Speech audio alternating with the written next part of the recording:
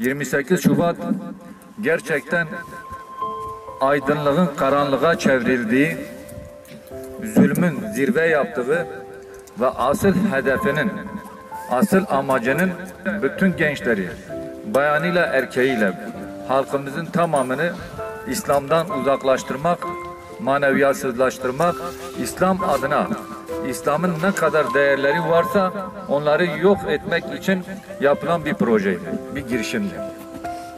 Ve hatta o dönemin yetkilileri 28 Şubat'ın 1000 yıl süreceğini söylüyorlardı. Hamdolsun 28 Şubat 1000 yıl değil, 10 yıl, 20 yıl dahi sürmedi. Hamdolsun, çünkü bu tamamıyla gençlerimizin ve Müslümanların gayreti, çalışmaları sonucunda 28 Şubat akamete uğramıştır. Lakin halen günümüzde 28 Şubat'ı yaşayan İslami kesimler var tabii ki. Gerek zindanda şu anda 28 Şubat mağduru olan Yusufiler var.